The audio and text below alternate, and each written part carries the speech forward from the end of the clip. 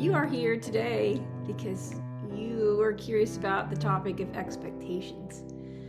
I have a lot of things I wanted to talk to you about with this, but there's always this current, this theme that everybody sort of feels as an adult learning how to play, and I just want to address some of this a little bit. So I have some thoughts that are a little bit all over the place, but I just want to give you some ideas and thoughts and something that might help you with expectations as you learn to play the cello. You probably noticed in the community page, I put a little document in there for those of you that are data driven, which I can be. So it's kind of a helpful thing that if you want to use it, it's in there, and I'm going to talk about it. So just have that where you can look at it when we get to that point. And today I brought some water so I don't have a choking attack like last week. Okay. So this tends to be the time of year that people who have taken up, a hobby maybe earlier in the year at some other point with the hopes of becoming accomplished at this hobby, like playing the cello. Maybe they want it to be more than a hobby, but this is the time of year when I see a lot of people start this giving up process. People are feeling a little bit directionless sometimes. They're feeling burned out. They're feeling unmotivated, and they don't understand, what happened.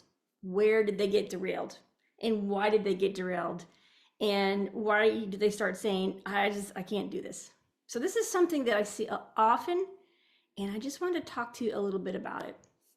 Now, I know that's not true for all of you right now. Some of you are highly motivated right now. You got music to learn for a workshop and all, but I know that probably lots of you have experienced this feeling at some point, if not with the cello, then certainly something in your life, your job or relationships or something. So I know that you can relate, even if it doesn't directly correlate to you on the cello. So there was this time when everybody used to tell you, shoot for the moon, the sky's the limit, set the bar way high. And I think many of us thought that's how we were supposed to do things, set a bar very, very high. Oops, somebody's coming in, hang on a second. And I think a great deal of burnout happens because we simply set that bar too high. Sometimes those expectations, they just become unattainable. And then what do? Do you give up? No. This is really where some of this self-analysis and the hard work comes along. This is really that tipping point of, are you going to do it or are you not going to do it? So just a brief little digression, a little story.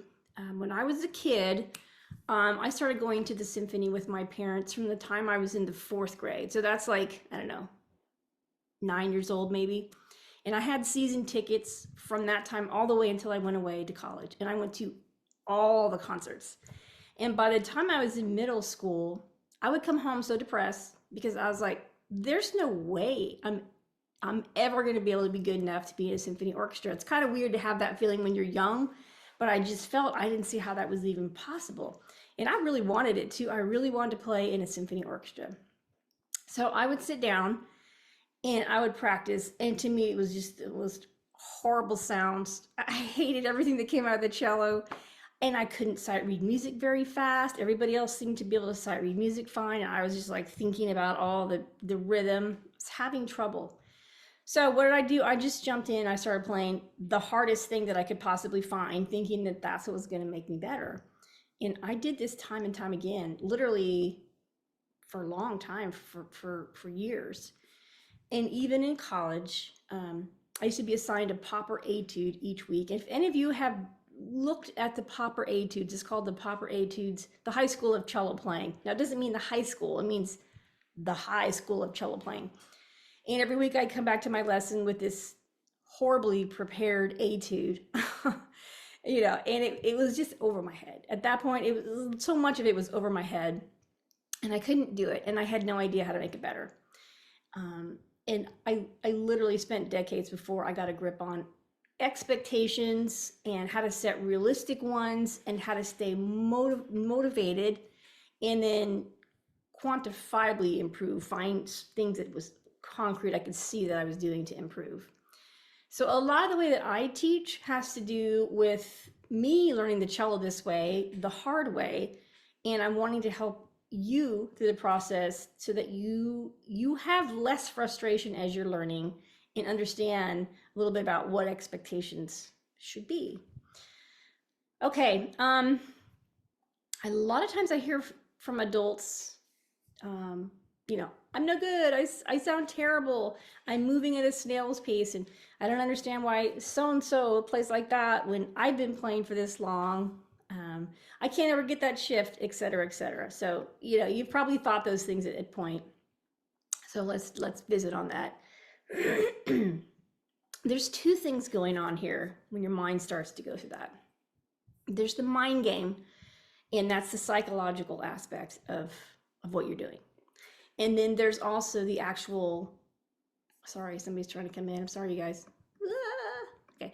Then there's also this actual applied process that you need to plan to achieve what you want to achieve. So the mind game, as you know, it can be very, very cruel.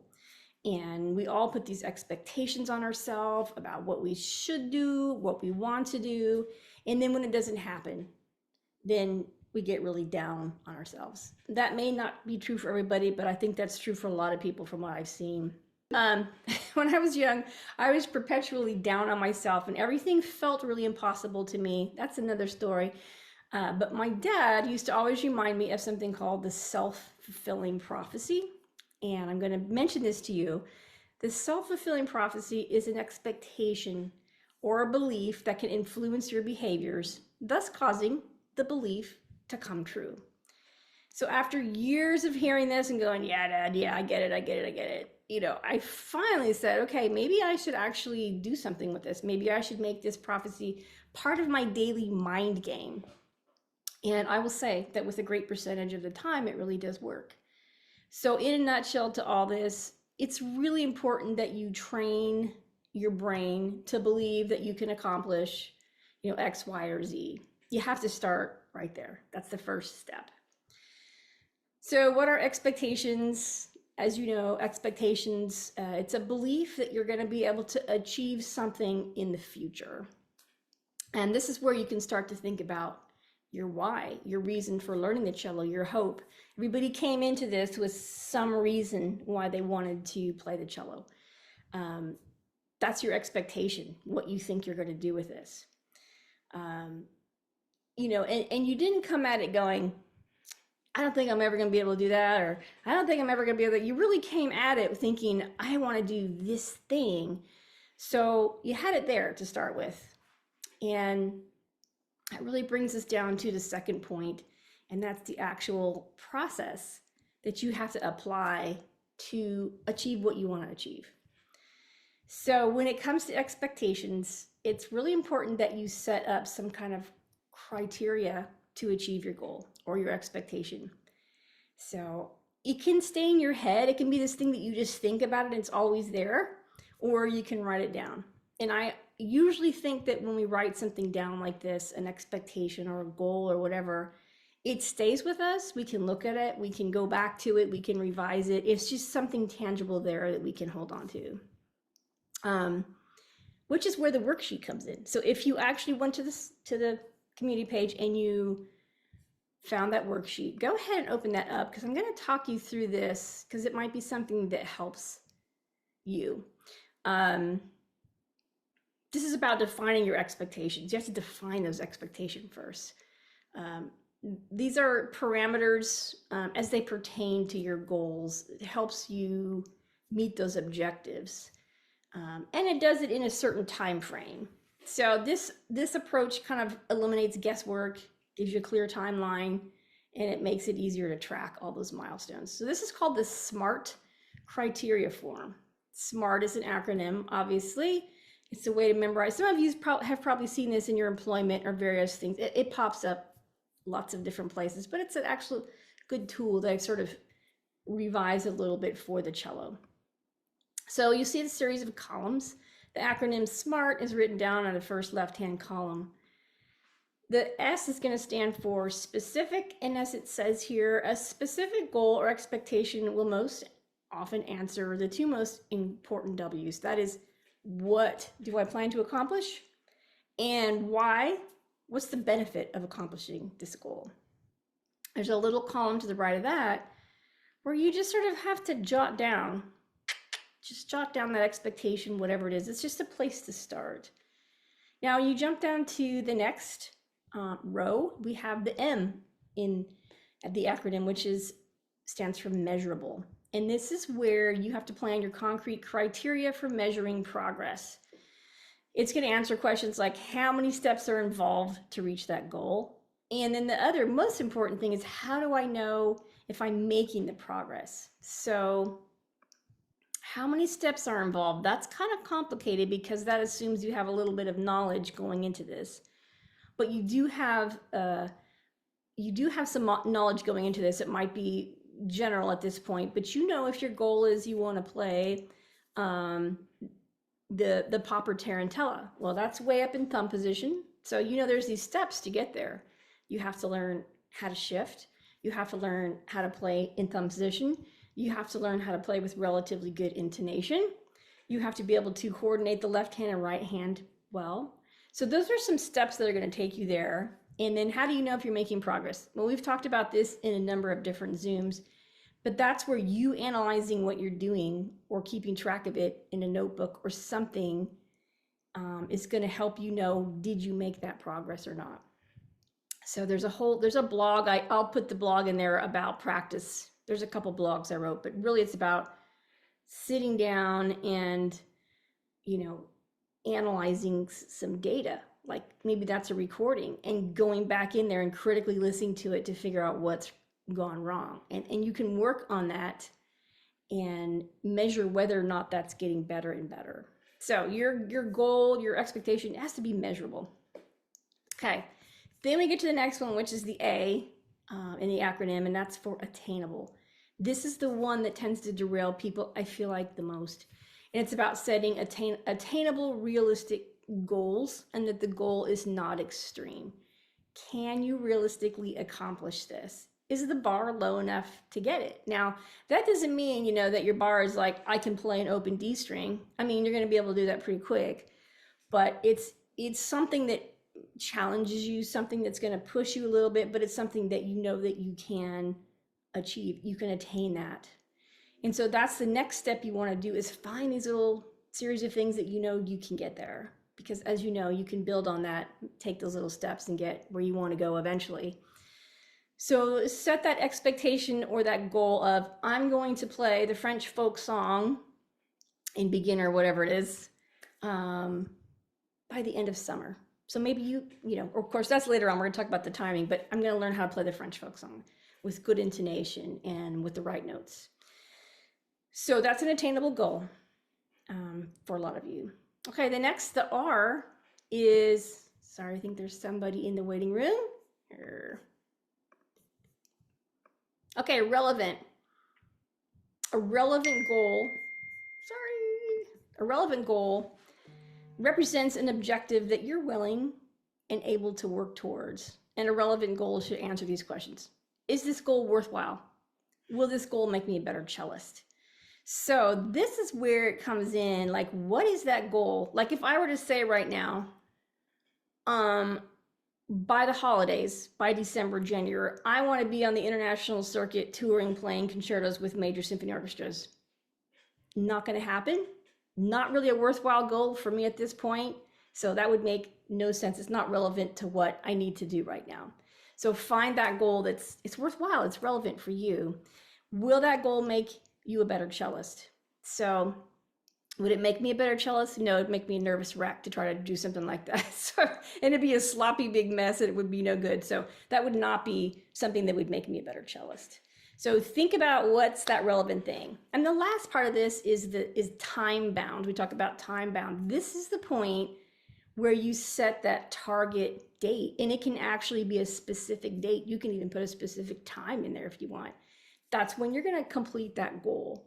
It's all about this accountability to you. So you're setting this time frame that I'm going to get there by this time. Make it realistic. I can get there by this time frame. And it's going to, you have to answer the question, can I accomplish this goal? Is that realistic? Is it a realistic date to accomplish it by then? And then there's a little page here for additional notes, because if you're like me, I'm scribbling down stuff constantly. I've got notes in every corner of the house here that I scribble down things. So it's nice to have something in the same place where you can just write down your notes about your expectations and your goals. So if you keep a practice folder or a practice binder, you might just put that in there and just have something that you can go back and look at. I'm getting dinged again. So, okay. So that's that. I think that's one of those things that will help you, because it's a tangible thing that you can just sit down and really think about a little bit. Don't set that bar so high that you can't reach it. I could say that over and over because that's so important. Okay. So then what happens? We set this thing, we've gone through everything, we've talked about it, we felt it, we know what we want to do, when we want to get there, and then we don't get there. So it doesn't happen. It doesn't happen. Life gets in the way. Stuff happens. You just lost a little bit of motivation, even though you wanted to do it. Oh man, stop dinging me. So this is the point when we have to revise. We have to revise expectations. And how do you know when it's time to revise your expectation? So you have to kind of learn to recognize those signs that are indicating that it's time to adjust your expectations to your learning process. You know, you're making progress, you're doing steady practice, you're doing all the things you're supposed to do, but you don't see you're going to get there in that time frame. So that's okay. I mean, that's okay. You didn't know before you started really how long it was going to take to get there. So then what you have to do is just revise those expectations, revise that goal date, maybe tweak some of those other things in there too that are going to help you. And you're going to find strategies to revise some of these unrealistic expectations, ensuring that your goal remains attainable. So maybe there's something on there that in reality, it's what you want to do, but it may not be something that you necessarily can do. So you might have to revise that at time. And this is probably a good time to go back and play a piece of music from when you first started, or something you just love to play that is in your past that you've done, even if it's just a month ago, maybe it's a year ago, maybe it's 2 years ago, and you play that thing and you go, okay, I like this. I did make this progress. I did get from there to here, and I still like to play and I still like to do that. So that's one of those things you can go back, revisit some stuff, because it also reminds you did make this progress. Now, living with these unmet expectations, sometimes that's just hard on the heart. You know, you're just like, oh man, I thought I could do it, but I couldn't. So then you got to figure out a way how to live with that. Unfortunately, this world we live in, it's kind of ingrained in us that you either win or you lose. You're either first or you lost. It's not like there's like that, not that much in between. You know, you either did the thing or you didn't do the thing. So in my opinion, it's a very cruel mentality, and it just really removes all the ways to celebrate accomplishments for the stuff between first and everything else, you know.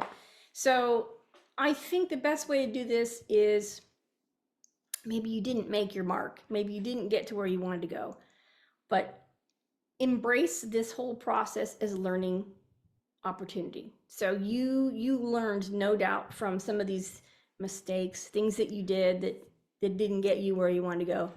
It's a learning process. Just chalk it up to that. It's okay. So now you got to cultivate resilience and self-compassion. We hear this word all the time, but you have to do that to maintain motivation despite setbacks. And that's where that whole self-fulfilling prophecy comes in. But it takes work to think this way. Training the mind. It's just a very important part of this process, is training your mind. It wants to think the things it wants to think that are usually negative, and it's time to really train that a different way. So the other thing is finding practice techniques for maintaining healthy perspective on expectations. I always like to think about my daughter-in-law. Of course, she's married to my son, and you know, she's got her work cut out for her anyway. But my daughter-in-law, she's this really incredible person. She's very smart. She's very hardworking, and she's funny, and she's interesting. But she can easily fall into this self-sabotage mode. And she has devised this system for herself that works great. Works for me too when I go over there. But she puts sticky notes strategically placed around the house in locations where she spends a bit of time, and they're right there in front of her. And these are thoughts which redirect her thinking. There are these positive anecdotes, just little things about living life well, kindness, health, all these things. So the notes change. Like I'll go in there one time and it's very different from what I saw before, which is good because it keeps it really fresh in her head and in my head about a different way to look at it. So she's reframing everything in a really positive light, which I find to be very invigorating. So little things like that will help keep your mind positive, and it's a great perspective on expectations. So find a technique that's going to help you maintain a healthy expectation on your cello progress.